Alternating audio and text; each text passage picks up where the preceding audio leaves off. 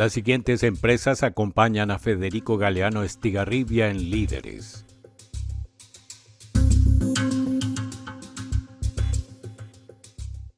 Banco GNB, la raíz de tu futuro.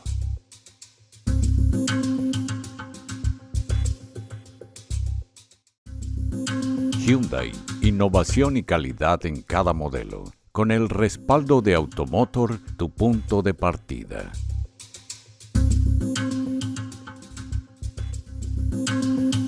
Gondwana, más que agua, una joya.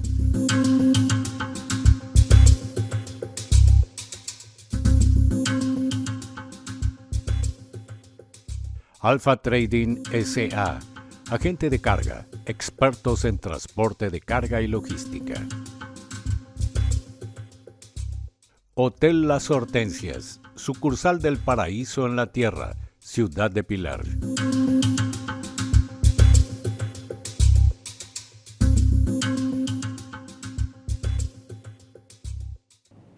Señores, buenas noches. Soy Federico Galeano Estigarribia. Bienvenidos a Líderes. En el programa de esta noche, nuestro líder invitado es el doctor Carlos Mateo Valmelli, expresidente del Congreso Nacional. Vamos a hablar con él acerca de la calidad del debate político y también vamos a hablar del lanzamiento de su próximo libro que se titulará Celos.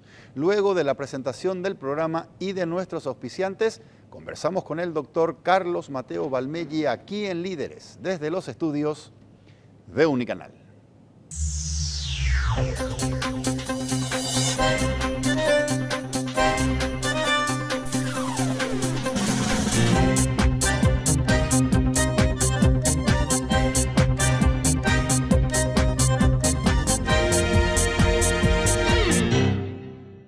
Tu cuenta digital empieza con un clic. Actívala desde tu celular en minutos. Rápido, simple, 100% online. Descarga la app y abrí tu cuenta hoy. Y además tienes la posibilidad de acceder a tu tarjeta de crédito digital. Banco GNB. Lo mejor empieza con un clic.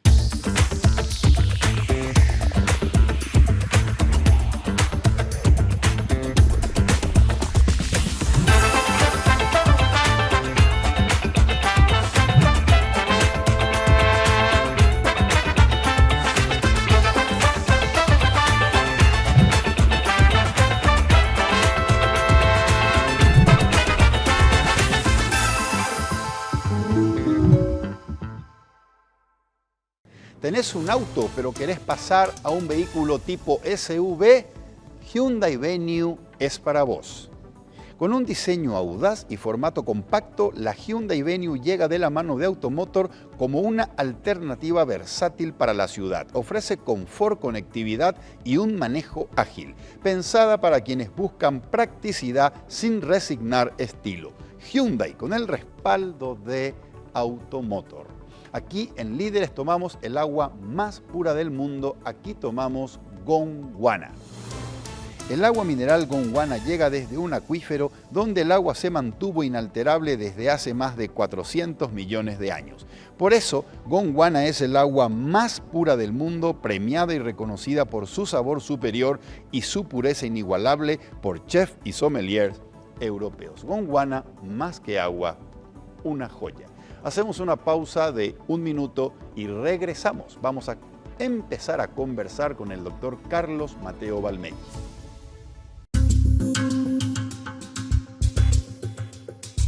Carlos, muy buenas noches. Gracias, Carlos, por aceptar la invitación. Qué gusto tenerte nuevamente aquí en esta mesa de líderes. Bueno, igualmente, Federico, siempre es un placer conversar contigo. Carlos, ¿por qué te vemos tan ausente en los debates políticos? Bueno, no sé si estoy tan ausente. Lo que no estoy en la arena política. En la arena política no estoy en la interna de mi partido, pero creo que estoy en el debate político también como vos en un programa de televisión. Me suelen llamar algunos medios para consultarme algunos temas y siempre estoy presente, nunca digo que no. O sea, nunca le niego a la opinión pública paraguaya lo que yo pienso sobre determinados temas. Pero no estoy en el debate menor, en el debate en donde uno está luchando por un espacio, por una candidatura, por un protagonismo o por un liderazgo, no estoy. Digamos que me llaman a preguntar porque consideran que soy un hombre que tengo experiencia, que la tengo por la longevidad de la vida, y fui muy precoz cuando empecé a hacer política, era un niño, y también porque, bueno, soy un hombre formado, ¿verdad? Formado con lectura y formado en el ejercicio de altas responsabilidades. ¿Y tenés planeado volver a la arena del partido para involucrarte en la conducción del partido? ¿Sos un líder referente dentro del PLRA?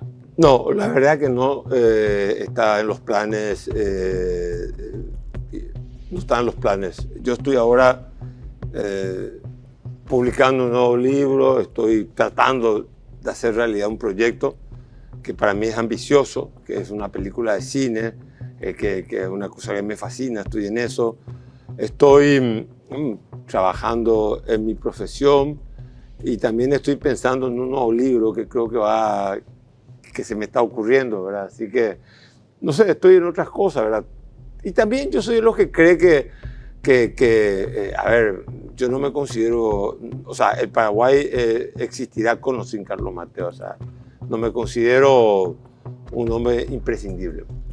No, claramente que posiblemente imprescindible no seamos ninguno, pero me parece que en este momento donde se están dando debates o se deberían dar debates teniendo en cuenta la situación que está el país transitando de un modelo exitoso, el modelo de crecimiento económico con estabilidad y previsibilidad macro, a uno nuevo que tiene que parir, que es un modelo con inversión humana, y todas las dificultades que eso exige, requiere de intelectualidad o de política con calidad intelectual. Por eso duele que personas como vos estén ausentes. Bueno, también la política tiene que ser autocrítica consigo misma, ¿verdad? ¿Por qué la política es alérgica?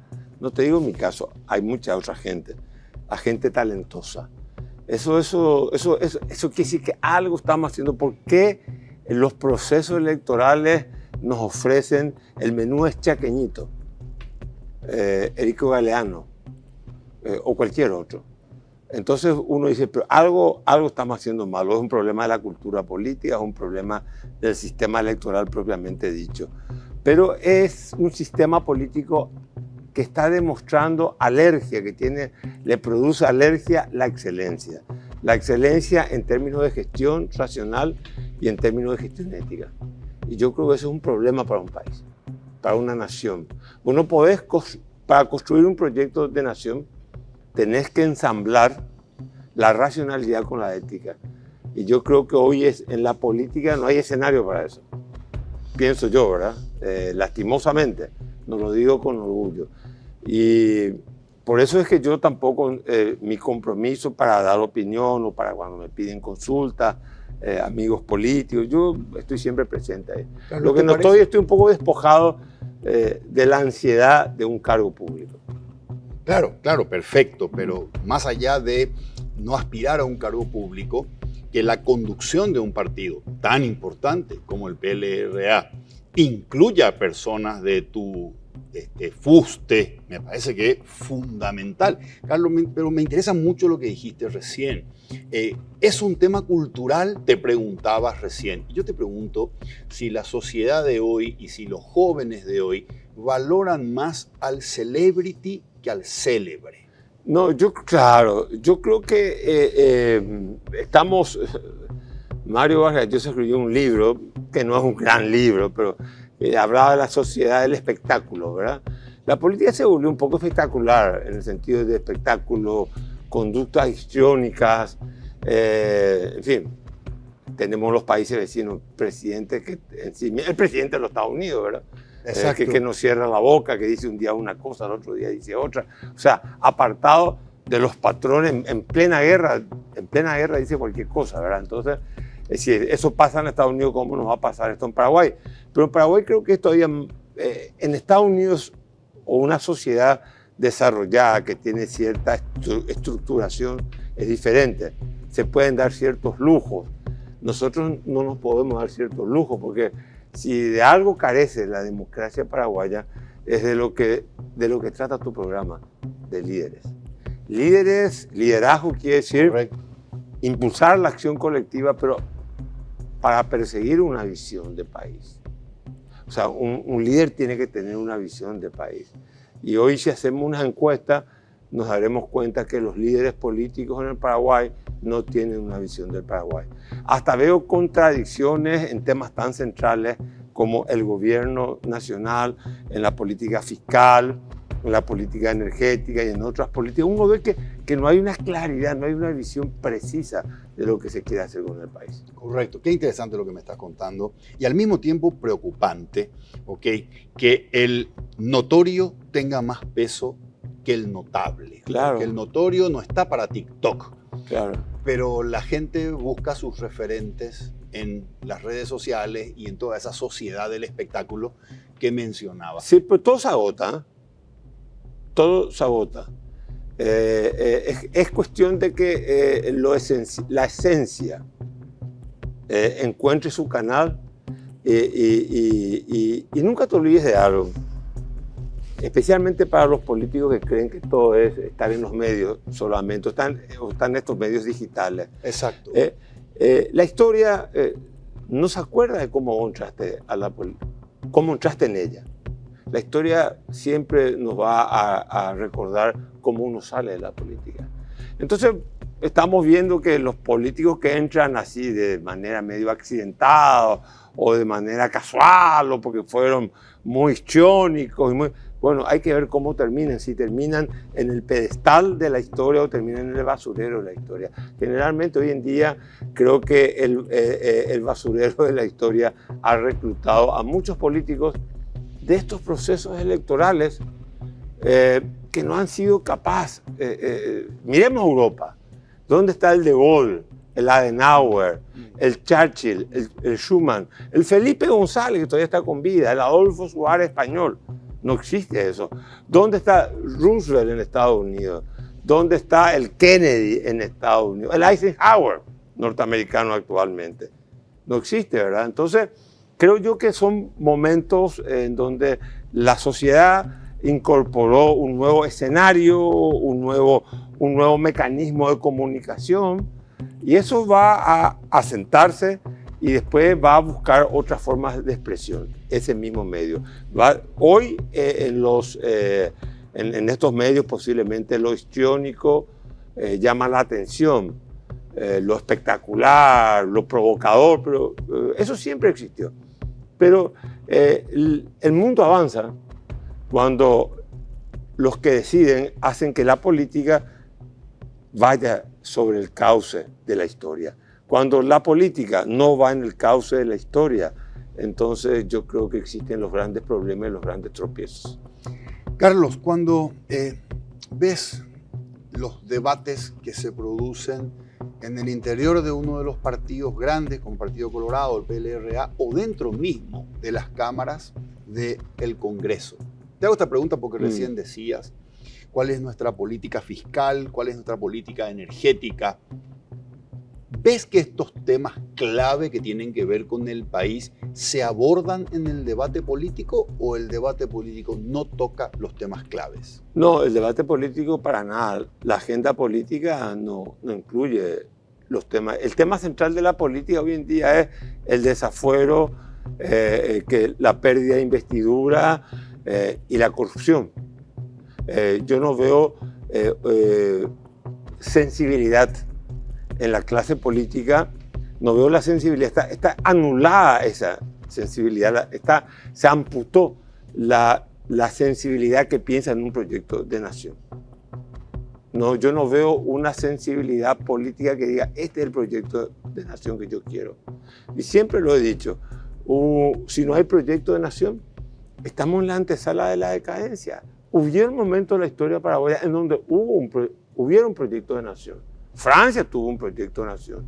Carlos Antonio López tuvo un proyecto de nación. Eligio Ayala tuvo un proyecto de nación. Alfredo Stroessner tuvo un proyecto de nación. sea, en la democracia yo siempre destaco que Juan Carlos Amós tuvo un proyecto de modernizar el Paraguay. Para mí eso es real. O sea, no sé, Nicanor tuvo dos cosas, poner cierto orden en la macroeconomía. Pero nos falta ese debate político en donde nosotros digamos, bueno, este es el país que queremos, ¿cómo vamos a resolver el problema energético? La asfixia fiscal que estamos sufriendo, pero hay un problema que está afectando transversalmente a todas las clases sociales, que es la devaluación del dólar americano, la apreciación del guaraní, y no he visto una sola declaración de un político paraguayo que llame la atención sobre eso, que llame la atención, que diga, hey, Banco Central, ¿qué está pasando con esto? Explíquenos, ¿es positivo para el país? El país gana competitividad con un guaraní que está muy apreciado. El país puede tener un dólar tan devaluado. En el mundo, el dólar se devaluó un promedio de 10%. Y en el Paraguay una devaluación de 22-23%. ¿Qué está pasando? Den una explicación. ¿Por qué cuando el dólar sube, va al pico, interviene el Banco Central? ¿Y por qué cuando baja el dólar es caída libre? No hay un piso para parar. Porque eso tiene efecto en la recaudación. El Estado recauda menos, sí, pero también el Estado está haciendo esto para combatir la inflación, solamente un objetivo inflacionario. Esto puede tener un efecto recesivo, puede encarecer al Paraguay, puede encarecer la producción paraguaya. Entonces, es un tema que no he escuchado, a lo nuestro, no he escuchado una voz de un dirigente político, de un miembro del Parlamento paraguayo que señale esto. Y la respuesta tiene que ver, la respuesta al por qué, tiene que ver con lo que decías antes. La gran mayoría de los 120 y pico, 125 congresistas entre diputados y senadores no tiene condiciones intelectuales para debatir sobre estos temas mencionados. Pero tampoco he visto una posición muy clara con respecto a las autoridades del Poder Ejecutivo. Cuidado, he visto más opiniones emitidas por analistas económicos. Pero yo creo que es una obligación del gobierno decir esto es así por estas circunstancias y acá tenemos que llegar, o se tolera esto o se tolera aquello, ¿verdad? Sí. Yo creo que, gobernar es dar explicaciones de las decisiones que se toman. Correcto. O que se dejan de tomar. Carlos, dijiste algo recién, no tomé nota. Si puedes repetirme, te pediría que me repitas porque me llamó la atención. Dijiste algo así como la ausencia o carencia de un modelo, sí, es la antesala. No. La ausencia de un proyecto de nación es la antesala de la decadencia. Nosotros estamos viviendo un progreso económico que tenemos que, en primer lugar, hacer que sea sostenible, sí, en el tiempo. Tenemos la mesa tiene una pata floja, que es el fisco, el Estado paraguayo. Tenemos un déficit que no es, claro, se redujo porque creció el año pasado el tamaño de la economía, pero el déficit, la deuda que tiene el Estado paraguayo no es de 1,9, sino que es de 4. Si es que contabilizamos la deuda interna, lo que se debe también acá en el Paraguay entre farmacéuticos, constructores, hambre cero, etcétera, etcétera, etcétera. Entonces es un desafío que tenemos, el desafío fiscal. El Paraguay tiene que tener una política fiscal que esté bien definida, y hay que saberse que cuando se gasta además en el sector público o en la familia o a nivel personal y uno cae en un acopio de deudas, eso se paga. Y hay reformas que hay que hacer en el Estado que no se están haciendo. Fue un fracaso que no se haya hecho la caja fiscal, que no se haya realizado. Creo que tuvo que haber sido la primera ley que el presidente Santiago Peña tendría que haber enviado al Parlamento. Y ese es un problema, es una sangría permanente para el Estado paraguayo. Cierto. Y hay otros problemas, ¿verdad? A nivel fiscal, no se mete mano fina en materia de gasto. Y acá tenemos un sistema tributario que es muy positivo para la inversión, que es 10-10-10, que hay un ímpetu en el sector privado paraguayo. Yo veo que mucha gente, mucha industria paraguaya invierte en el Paraguay, cosa que no pasa en Argentina. El argentino no cree en la Argentina, por eso que la recuperación argentina va a ser más lenta, siendo un gran país la Argentina, pero el paraguayo está confiando en el Paraguay. confía en su moneda. Entonces creo que es importante que creemos las condiciones para que eso sea sostenible, porque tenemos que, si nosotros queremos verdaderamente paliar y vencer a la pobreza y lograr una sociedad equilibrada desde el punto de vista social, nosotros tenemos que tener un crecimiento sostenido de 8 puntos por un periodo de 10, 15 años, o si no vamos a mantener las mismas asimetrías sociales. Y nosotros tenemos que saber que aquí no hay medicamentos en los hospitales públicos, tenemos que saber que el costo de vida se ha elevado, tenemos que saber que nosotros creemos Paraguay un país barato, Paraguay no es un país barato. En la sobrevivencia puede ser sea barato. Entonces hay cosas, yo creo que hay que mirar la complejidad. No somos la sociedad de hace 10 años. Hoy en día la sociedad es mucho más compleja. Primero que la gente está en las redes, la gente también reclama un derecho de ciudadanía social, la gente quiere vivir mejor porque solamente es uno. El paraguayo está abriendo su mente al mundo. Siempre hemos tenido una mentalidad insular. Ahora estamos empezando a viajar más, estamos teniendo más turistas y todo eso tiene un efecto en la mente y en la conciencia colectiva. Nosotros, no sé, en España, por ejemplo, en la década del 60, cuando se abrió el turismo, tuvo un impacto terrible en las costumbres españolas y en la mentalidad de los españoles. Entonces creo que estamos en cada día nos integramos más a un sistema global y tenemos que adecuar nuestro ordenamiento interno a las exigencias del mundo global, porque si no vamos a perder la partida. Qué interesante, Carlos. Particularmente me parece muy atrayente y convocante el debate que estás planteando. El modelo que tuvimos durante más de 25 años era un modelo económico, crecimiento económico, estabilidad y previsibilidad macro, combate a la pobreza. Coronó ese modelo con 2 grados de inversión y yo creo que ha sido exitoso ese modelo. Si uno mira los indicadores de pobreza, año 2000, más de 55% de los paraguayos por debajo de la línea de pobreza. Año 2025, claramente que el modelo ha sido exitoso en términos de combatir la pobreza. Producto Bruto Interno PIB per cápita anual de los paraguayos 25 años atrás y hoy, y claramente que ha habido un progreso económico.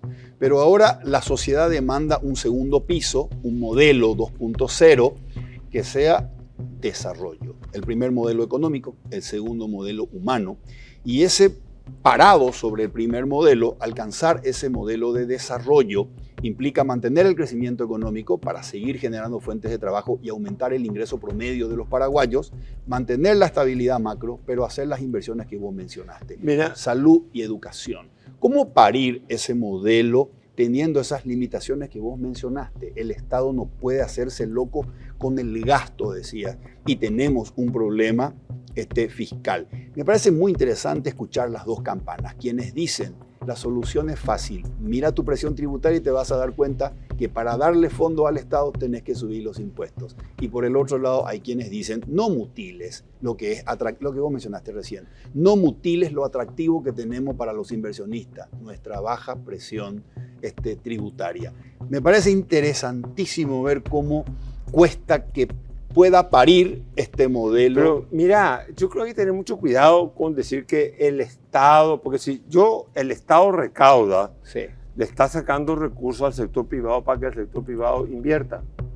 Hay que entender eso. Sí. Yo neutralizo. Entonces, yo entiendo, para mí, invertir en educación y salud no es gasto, es inversión. Estoy de acuerdo. Pero si yo le doy hoy al Ministerio de Salud, con esta estructura en el Ministerio de Salud, y le doy al Ministerio de Educación el dinero, se diluye la plata, se pierde. ¿Qué pasó con esto que se creó con los fondos de tipo CONACYT? No sé qué. Terminó todo en un festival. FONACYT. A las municipalidades. Terminó todo, como se dice en nuestro idioma vernáculo, un plata yeú. No quedó nada de eso. ¿Qué quedó de eso? Entonces, no es cuestión de sacarle recursos al sector privado para transferirle al sector público, porque el sector público en estas condiciones, como está hoy en día, no tiene capacidad para gastar bien el dinero público. O sea, hoy le damos al Estado y el Estado despilfarra. Le estamos transfiriendo en poco tiempo de nuevo la deuda de la caja fiscal va a volver a ser 800 millones de dólares que le estamos sacando de una manera injusta porque más del 70% de los paraguayos no tenemos jubilaciones. Cierto. Le estamos sacando a esa gente para pagar una hemorragia que tampoco va a ser la solución definitiva.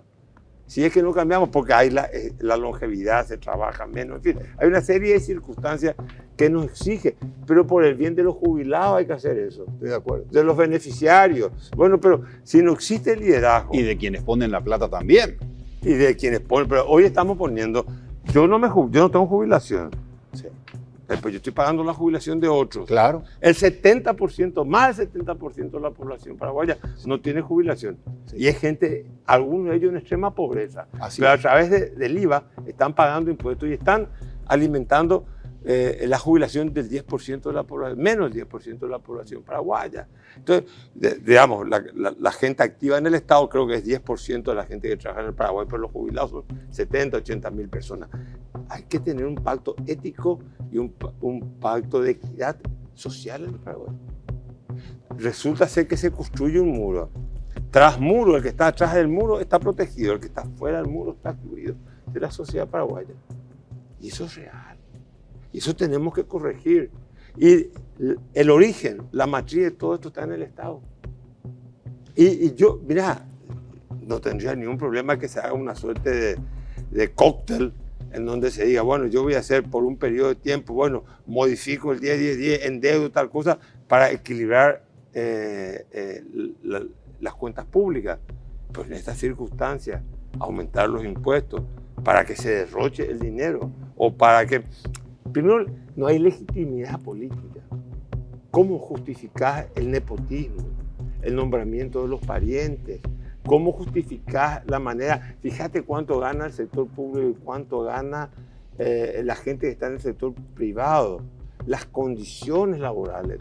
Yo desearía que todo el mundo viva bien, pero nosotros tenemos que equilibrar. Hay que equilibrar de todo punto de vista. A la sociedad le falta un equilibrio. Y yo creo, algunos dirán que está desvalorizada la idea de la justicia social. La justicia social es impracticable, pero es una idea regulativa. ¿Qué quiere decir una idea regulativa? Una idea que nos dice, si hay unos cuantos que son muy, muy ricos y una gran mayoría que es muy, muy pobre, o no hay clase media, entonces la idea de la justicia social nos permite regular para que haya una suerte de armonía social. No podemos renunciar a eso. Sí. No podemos estar felices sabiendo que hay un 10, un 20% de la población paraguaya que viene de extrema pobreza o que viene para venir a su puesto de trabajo 2 horas de transporte, para volver a su casa 2 horas de transporte. Creo que hay que ser equitativo y equilibrado en las perspectivas que tenemos de las cosas. Muy interesante, Carlos. Muy, muy interesante. Como siempre, conversar contigo. Carlos, dentro de este escenario, ¿qué aspectos de nuestro país o de nuestra sociedad te representan esperanza respecto al futuro?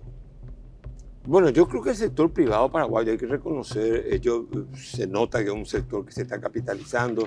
Paraguay está diversificando su exportación. Tenemos, obviamente, la genética de la carne ha mejorado muchísimo en el Paraguay. También la agricultura, los derivados. Este es un mundo que da cambios. Hoy me decían esta vacuna que te hace adelgazar, por ejemplo, está complicando el negocio del arroz, el negocio, o los que antes operaban, los médicos que operaban del estómago para achicar el estómago, se quedaron sin trabajo por la vacuna. En fin, este es un mundo que es muy cambiante, entonces hay que tener bases sólidas para que los cambios no tengan un impacto muy fuerte dentro de las sociedades. A mí me da mucha esperanza un sector privado y yo veo mucha gente lentamente. Creo que los paraguayos estamos comprendiendo que no podemos renunciar a la excelencia. O sea, no porque estamos en el Paraguay las cosas se tienen que hacer así nomás. Yo creo que lentamente nos estamos asomando a la idea de que también tenemos que apostar a favor de la excelencia. Bueno, vamos a hacer con profesionalismo, lo vamos a hacer con seriedad. ¿Dónde veo más eso? Veo más eso en el sector privado que en el sector público. En el sector público tenemos un sector público obsoleto en su gestión y algunas prácticas son obscenas por la complicidad que existe entre la política, la corrupción y la impunidad. Contame, cambiando de tema. Estás por lanzar, me contaste recién, sobre proyectos vinculados con lo editorial y proyectos vinculados con el séptimo arte, el cine. Pero empecemos por el libro que estás por lanzar. ¿Cuándo vas a lanzar el libro? ¿Por qué un libro sobre Eligio Ayala? ¿Y por qué el libro se llama Celos? Bueno, la verdad que Eligio Ayala fue un hombre que a mí siempre me cautivó. Creo que fue el político mejor preparado que tuvo la historia de Paraguay. No hay otro Ayala. Imagínate un hombre que del 11 al 19 estuvo en Europa. ¿Qué político en el hemisferio o en el mundo? Atender lo que te digo. Me animaría a decir que tenía conocimiento 5 idiomas. Español, que tenía un dominio pleno del español y el guaraní, el alemán, el inglés y el francés. O sea, estamos hablando de 1911, 1919, 1920, creo que era 19, no recuerdo muy bien. Entonces, un hombre que vos lees sus textos, cuestión social, y ves que hace cita. No te voy a decir que es un pensador profundo, porque tampoco su vida, la actividad, el activismo, no le permitió eso, ¿verdad? Pero fue un hombre que escribió sobre cuestiones sociales, conocía el concepto. Un hombre que en 1914 lo citaba a Nietzsche, a Schopenhauer, un hombre al utilitarismo británico, un hombre que escribe un tratado sobre el materialismo histórico, materialismo dialéctico, un hombre que escribe migraciones, o sea, un hombre que tiene una visión del Estado del conjunto. Era un hombre que entendía que la política no era solamente acción, sino que también era un objeto teórico de estudio. Yo creo que él exploró ese mundo. Y es un caso raro, que consta que en aquella época, y aparte creo que hay que reconocerla, estos son hombres, porque la élite en esa época era muy superior a lo que hay ahora, en lo social y en lo político. Y estos son hijos de la posguerra. Cierto. De un país diezmado, de un país que fue objeto de un genocidio, de homicidios que quedaron impunes, de niños, de mujeres, todo. Y este hombre nace en ese Paraguay precario de todo punto de vista. Y nace en Ayala Guazú, o sea, hijo de un campesino, o sea, de una madre, un padre español que ausente, pues era hijo en lo que se llamaba en aquella época hijo natural, hoy el Código Civil tiene otra denominación. Y es un hombre que tiene una idea de la autosuperación personal, que creo que hombres como él y otros, porque hubo una pleyada de intelectuales, tío, Blas Garay, Ignacio Apane, Fulgencio Remoreno, Eusebio Ayala mismo dentro del Partido Liberal, Honra, imagínate, Honra, un gran intelectual, se carteaba con, ¿cómo se llama el poeta del modernismo nicaragüense? No me acuerdo su nombre, que él le escribe una crítica sobre eso. Bueno, genera gente de una condición superior. Y yo creo que Ayala era aparte un visionario del punto de vista político, fue el hombre que, si bien la idea original es de Honra, pero él fue el que ejecuta traer a los menonitas para ejercer el uti possidetis en el Chaco, la posesión chaqueña paraguaya. Es un hombre que entiende cuando asume la presidencia que va a haber un conflicto bélico con Bolivia y manda a construir las naves que son hasta ahora las unidades que tenemos, y que él entendió que la logística iba a ser clave y que el río Paraguay había que mantenerlo en la logística para la guerra. ¿Él muere en qué año? En el 30. Él muere 2 años Antes de la guerra. Pero él había anticipado, la guerra Claro. es inevitable. Claro, él tenía discrepancias con Eusebio Ayala, que era un hombre, un gran jurista, también un gran intelectual, pero Eligio Ayala, quizás por su carácter mismo, ha sido un hombre fuerte, de armas tomar. Yo creo que él entendía que el conflicto era Inevitable. Claro, porque él vivió en Europa y entendió que los conflictos surgían también en Europa, no solamente por quien tenía la hegemonía política en el viejo mundo, sino también por problemas limítrofes no resueltos. creo que Ayala entendió eso, que los problemas limítrofes no resueltos se definían en el campo de batalla. O sea, tenía una precisión, una claridad, y él asume el gobierno del Paraguay y no había para pagarle a los funcionarios públicos. Y él construye y envía oficiales paraguayos a estudiar a Europa para que se preparen para la guerra, y compra armamento y lo manda a Bozano, que era un recibido de MIT, lo envía a Europa, a Italia, para la construcción de los buques que fueron imprescindibles para la logística. Claro, él entendía que los bolivianos se iban a apartar de su base logística, y eso le pasó a Napoleón, y después posteriormente le pasó a los alemanes en la Segunda Guerra Mundial. Iban a quedar debilitados. Claro, cuando vos te alejas mucho de la parte logística, no podés abastecer de alimentos, de medicina, de armas. Entonces él dijo, con el río nosotros vamos a tener siempre logística cerca. Logística cerca, claro. Y vamos a poder, tipo era, dos veces aparte, presidente. pero no, sí, una vez provisoriamente, la otra vez electo, en un sistema raro, pero era tan increíblemente inteligente este hombre, que la primera elección libre, competitiva, entre el Partido Colorado y el Partido Liberal, se hace en el gobierno de Eligio Ayala, y sale electo el presidente de la República, José P. Guyari. Y él fue su ministro de Hacienda. Después él, la humildad del hombre de Estado, que dice, no, yo ahora fui presidente, ahora voy a volver a ser ministro de Hacienda. Pues todo el mundo confiaba en él, y él tenía una ascendencia muy fuerte sobre los militares. Y no te olvides que en esa época a José P. le tocó bailar, como se dice, porque había levantamiento anarquista en el Encarnación, protesta porque la gente decía, Paraguay nos está defendiendo, y lo que Paraguay estaba ganando era tiempo para prepararse para la guerra. ¿Por qué el libro, si es el libro una biografía de Eligio Ayala, por qué se llama Celos? Sí, esa es una buena pregunta. La verdad que no es una biografía de Eligio Ayala. No es una biografía. No es un libro histórico. Ayala tiene su desenlace, un desenlace increíblemente, es un hombre dual. En Ayala hay dos fragmentos de hombre: el racional, el lúcido, el hombre que entiende la complejidad del manejo del Estado, el hombre que quiso darle un signo monetario al Paraguay. Paraguay no tenía moneda.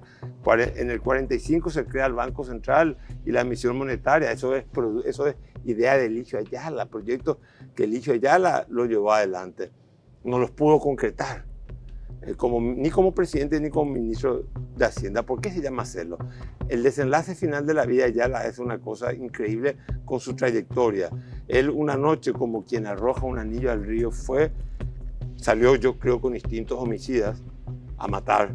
Tenía un amante que se llamaba Hilda Díez. ¿Perdón? Tenía una amante, Hilda Díez, una mujer que aparentemente no se conoce mucho de ella, y se entera él de que ella le estaba haciendo infiel. La verdad que la relación estaba medio congelada, distanciada, y va él, camina 2000 metros casi más o menos de su casa a la casa de Hilda Díez, va armado. Él elige su hora patibularia, su sitio funerario, el arma asesina y su verdugo. Va y se enfrenta, y ahí él mata y es asesinado también. Ocurre un duelo. Pues, la verdad que las circunstancias nadie sabe. La única que sobrevive es Hilda Díez. Hilda Díez, según... Murieron ambos. Ambos mueren.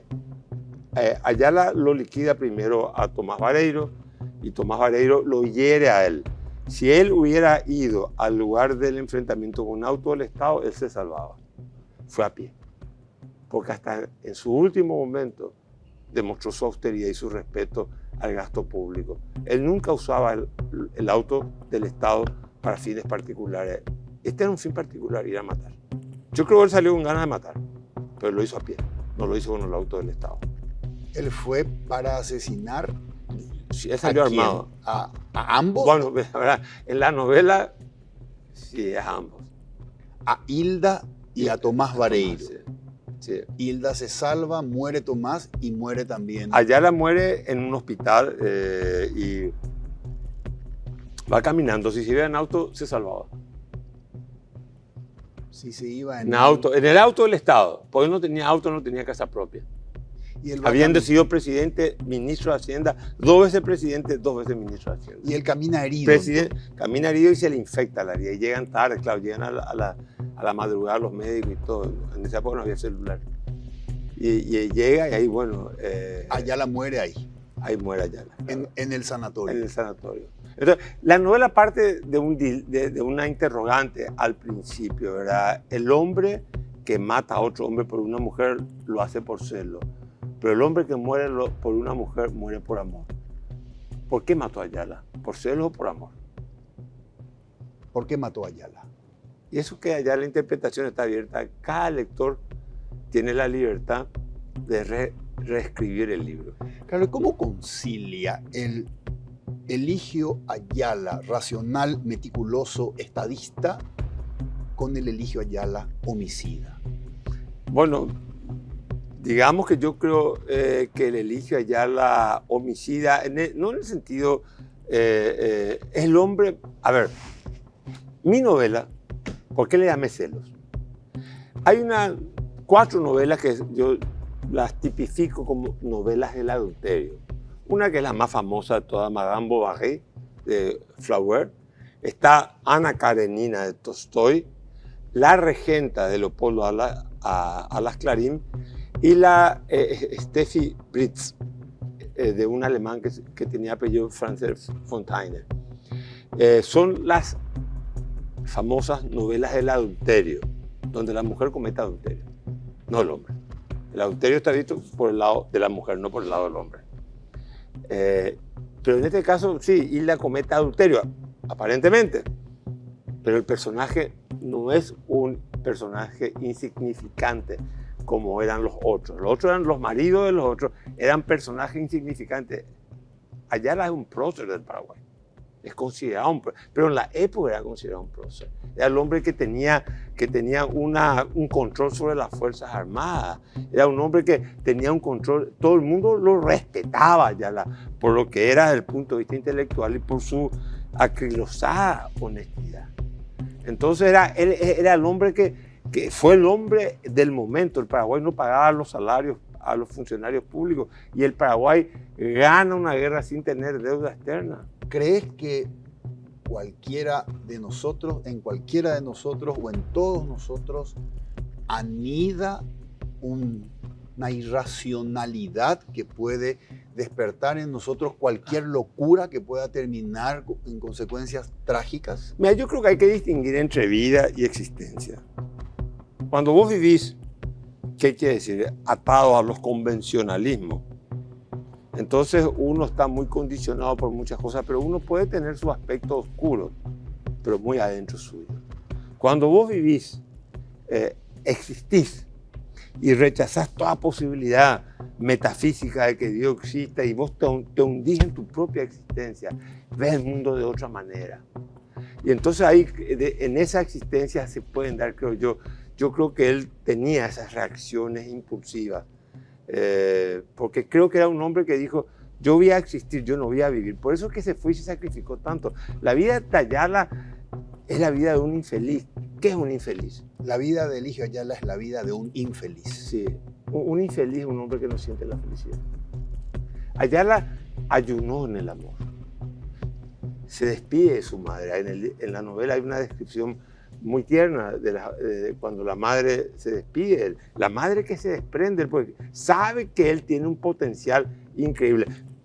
Era gemelo de otro, pero en el otro no confía la madre, se da cuenta y entonces lo deja ir, lo suelta, lo deja, que se haga hijo de la vida. Llegó a través de ella, pero no por ella, a través de ella. Sabe que su hijo es portador de un destino. La madre lo alienta al dejarlo ir. Dejarlo ya a los 11 años. Ese hombre salió de su casa a los 11 años, de sus pagos, y nunca más volvió. Salvo para quedarse 2 o 3 días. Qué interesante. Pero imagínate, Paraguay cuando sale de su casa, estábamos hablando que la guerra había terminado 30 años antes, claro. Menos de 30 años. Vio todo el sufrimiento posguerra. Al abuelo lo de Huellam. Sí. Al tío mayor lo de Huellam. Su tío era Lon, un gran dirigente y hombre de letras del Partido Liberal, un luchador social. Entonces, es un hombre, ¿cómo nace? ¿En qué Paraguay nace? Claro. En un Paraguay pisoteado, en un Paraguay donde en el colegio, en la escuela pública, primero cantaban el himno brasileño, el himno argentino, y después, si había tiempo, cantaban el himno paraguayo. Entonces, él tiene un resentimiento. En eso yo creo que en la novela hay una suerte de comunicación entre él y Francia, ¿verdad? Sí. Tienen un sentido de nación muy particular. Yo creo que Ayala, siendo él hijo de españoles, de su padre, era un hombre que sentía la nación y se sentía parte de un cuerpo que estuvo a punto de ser extinguido. Y él no perdona eso. Por eso que musitaba el poema de Guido Hispano, ¿verdad? O sea, yo creo que él tenía una clarísima idea de nación. Te confieso, Carlos, que me genera profunda curiosidad el tema vinculado con la irracionalidad que despiertan en las personas los celos, la pasión, el desamor, etc. Y te confieso que mientras me estabas comentando esto, estaba pensando si lo que estábamos hablando recién, una persona de la talla de Eligio Ayala sale de su casa dispuesto a asesinar a su amante y a su cuerno. Y yo me pregunto, ¿es porque dentro de todos nosotros existe la irracionalidad cuando la emoción se filtra en nuestro lado más vulnerable? ¿Vos, yo podríamos hacer eso? ¿O se trata de alguien que pertenece a una época? En aquella época, Carlos, recordarás cómo se defendía la propiedad a balazos, cómo se defendía a la mujer amada a balazos. En aquella época los hombres dormían con el arma o bajo la almohada o sobre la mesita de luz. Hizo lo que hizo porque viene de una sociedad donde se defiende la propiedad no a través de jueces, sino a través del arma. Se defiende a la mujer a través del arma, o hizo lo que hizo porque él, como vos o como yo o como cualquier mujer, anidamos dentro de la irracionalidad cuando las emociones profundas se filtran por nuestros lados más vulnerables. Yo creo que el ser humano, cada ser humano es un universo. Obviamente muchos tenemos cosas en común. Ayala pudo haberlo hecho porque se sintió su orgullo mancillado. Era un hombre de mucho carácter. Pero también él podía haber tomado otras medidas. Podía haberlo echado a Tomás Vareiro de la función pública, que era pariente de él, dicho sea de paso, ¿verdad? Podía haberlo echado. Sin problema podía contratar un sicario, no había, o sea, un sicario, sí, y encargarle el trabajo. Encargarle el trabajo y limpiarse, o sea, él tenía, si alguien tenía posibilidad de buscar venganza, era él. Pero él quería volver a sentirse Eligio Ayala. Es como en Crimen y Castigo, cuando Raskolnikov, el que mata a una vieja usurera, lo hace para sentir su propia individualidad, sentirse él que él era, ¿verdad? Él, yo creo que se sentía mancillado, envilecido por la conducta de ella. O quizás estaba enamorado. ¿Por qué descartar esa posibilidad? Un hombre que llega a los 50 años, después de una vida con un cansancio. Imagínate que este hombre se está sacrificando desde que nació. Pero un sacrificio sobrehumano. No es que ahora vos te vas a Europa y hablas con WhatsApp con tu papá todos los días. Eran cartas, era la distancia epistolar. Eran cada mes, cada 3, 4 meses. Después hubo guerra, no había ni comunicación. No pudo volver porque había guerra, la Primera Guerra Mundial, el ambiente de desolación que tuvo que haber vivido. Aparte después fue a Suiza. Y yo creo que fue un hombre que vivió una vida hasta los 50 y tantos. Fíjate, presidente de la Cámara de Diputados, fue juez, en todos los lugares una gestión brillante y caracterizada era eficiente y era transparente. Bueno, y el hombre llega a los 50 años y quizás a los 50 años el vértigo que le provocaba el amor afloja, el miedo que le daba el amor. Es decir, porque ya en última instancia había logrado todos sus objetivos. Y entonces, ¿por qué no relajarse y decir, bueno, me voy a dar el derecho a enamorarme? El derecho a la felicidad, se negó el derecho a la felicidad. Por eso creo que su vida fue una vida... Qué interesante, La Carlos. vida de un infeliz en el buen sentido de la palabra, un hombre que no fue capaz de sentir la felicidad. Quizás llegó a los 50 y dijo, ahora quiero sentir la felicidad. Correcto. Carlos, cuéntame una sí. cosa, porque yo ya me muero de ganas de leer. El libro se llama Celos. Celos. ¿Cuándo se lanza y dónde lo vamos a poder adquirir? Me imagino en todas las librerías. La editorial Planeta lo va a publicar, que se publica en Buenos Aires. Sí. El trabajo de impresión se hace en Buenos Aires y creo que en 3 meses va a estar acá porque hay que firmar los contratos. Yo tengo que firmar el contrato. Empezando el segundo semestre está el libro acá. Sí, yo creo que ya segurísimo. Y una de las cosas que quiero hacer es porque, claro, en la novela la gente dirá, pero lo tratás de homicida. Pero tampoco yo creo que el peor favor que le podemos hacer a Ayala, hacer una biografía como si fuera un santo. Ayala era un ser humano. Te hago una pregunta, Carlos. Respóndemela luego de la pausa. Sí. ¿Recordás cuál fue el mejor consejo que te dieron? Luego de la pausa, comentame. ¿Querés ahorrar, querés pagar o querés transferir? Cuenta digital del Banco GNB. Descarga la app y abrí tu cuenta en minutos de manera rápida, simple, 100% online. Además, con tu cuenta tenés la posibilidad de acceder a una tarjeta de crédito digital Banco GNB para disfrutar de todos sus beneficios en diferentes rubros. Descarga la app hoy mismo desde App Store, Google Play o App Gallery. Banco GNB, tu cuenta digital empieza con un clic. Hacemos una pausa y regresamos para continuar esta interesantísima conversación con el doctor Carlos Mateo Balmelli.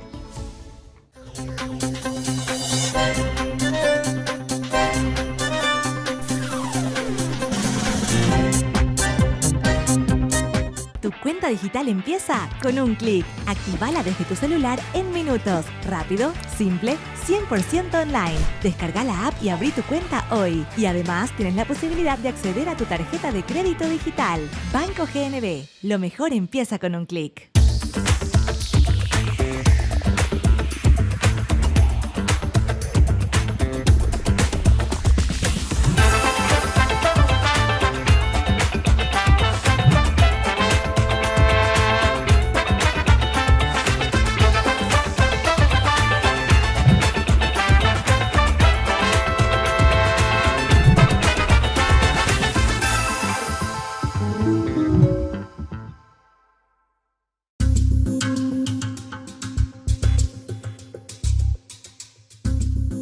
Carlos, continuamos. ¿Recordás algún consejo que te haya sido muy valioso? No sé si un consejo o así, pero digamos que tanto mi padre como mi madre me educaron en un sistema muy austero, en el sentido de que la vanidad no es pan para el alma, o sea, no te la creas, no te la creas. La vanidad No es pan para el alma, no te la creas. Nombres de papá y de mamá. Tomás y Miriam. ¿Qué te dejaron Tomás y Miriam? ¿Qué valores te dejaron? Y mira, los valores que rigen mi conducta, la mía,